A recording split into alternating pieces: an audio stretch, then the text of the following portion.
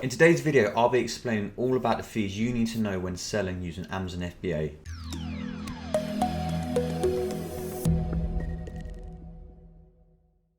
So welcome back to the channel. Make sure to like and subscribe if you're not already doing so. Today's video is all about FBA fees, and there is quite a variety of them. So I'll be breaking down what they actually are and how much you can expect them to be. Some of these fees can be avoided, which I'll explain as we go through them, but most of them are just part of the game. But it is 100% worth it, paying for these fees, because selling on Amazon is such a great platform. There's so much opportunity to make such good money.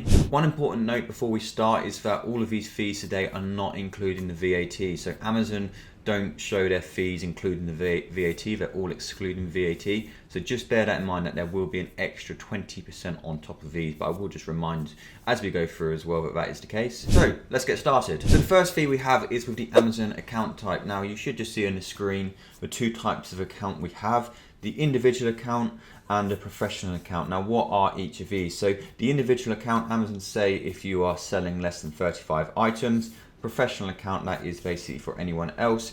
How much do both of them cost? So the individual account, you don't pay a monthly subscription for it. You just pay an additional 75p for every single item you sell, and that's on top of all the other fees as well. With a professional account, you pay £25 a month plus VAT, so it's £30, but you don't pay anything extra for selling on Amazon. Obviously you still have the referral fees and the FBA fees, which I'll break down in more details, but you don't have the added cost of the per item fee.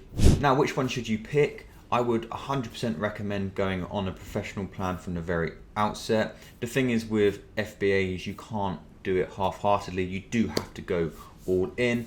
If you don't, you will struggle to get sales. Also with the individual plan, you're unlikely to get the buy box, and without the buy box you won't be getting any sales. So the next fee we have is the referral fee. So the referral fee is the fee you pay to Amazon for just selling your products on their platform. So every time you sell a product, whether you're FBA or FBM, which is where you're sending out the product yourself, this is just a fee you pay to Amazon for advertising and then having that sale come through Amazon itself. Now the referral fee is different depending on which category you're selling in.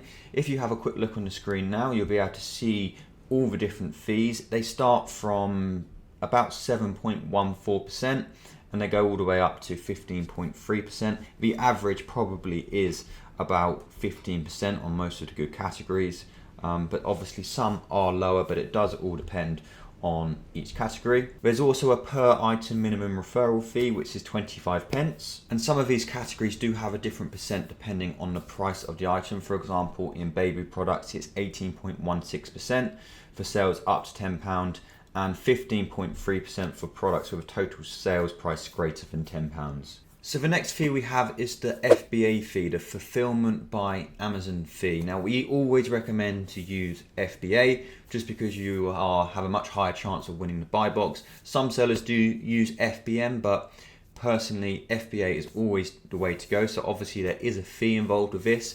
This fee covers sending it out to the customer and everything in between. So the FBA fee is covered under two parts. You've got the small and light program and then just the standard program. So the FBA small and light program is basically for smaller items which are priced under £9, and this just means that they're obviously cheaper for Amazon. So if you have a quick look on the screen now, you'll be able to see a breakdown of these fees in the small and light category. Please feel free to pause it if you need to have a look at it in a bit more detail, but as you can see, it's a very cost-effective method of sending products out to your customer. And then next we have the standard size and the oversize. So this is just dependent on the weight and on the size of the parcel. Again, if you have a look on the screen, you'll be able to see a full breakdown of these fees. I will also link all of these in the description as well, so if you want to have a look at them in a bit more detail, please head to the description and you'll be able to find them all in there. So next up we have the prepping fees. Now this is one of the fees which you can avoid, which I would strongly recommend to avoid, but it obviously all depends on your situation. So this fee is for Amazon for preparing your products for sale. So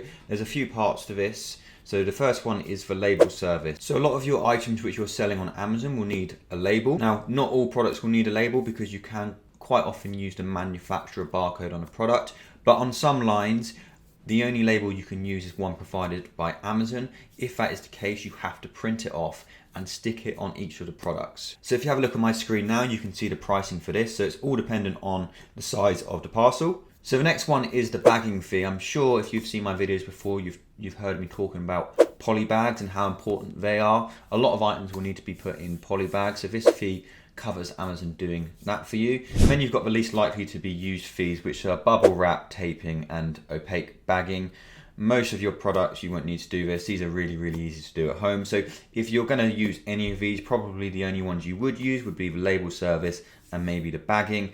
But as I mentioned earlier, we'd strongly recommend do this all yourself. It will save you some good money and it's really, really easy to do. So the final important fee we have are storage fees. So you do have to pay Amazon for keeping your products in their warehouse. This is why you want to be trying to find products which are selling really quickly, because obviously the quicker they sell, the less time they are in the warehouse and the less money it's going to cost you. So again, on the screen you should now see all the pricing for the monthly storage fees. These fees are charged between the 7th and the 15th day of the month. If you're selling hazmat items, then these fees are increased as well, which again, if you have a quick look on the screen, you'll be able to see these fees.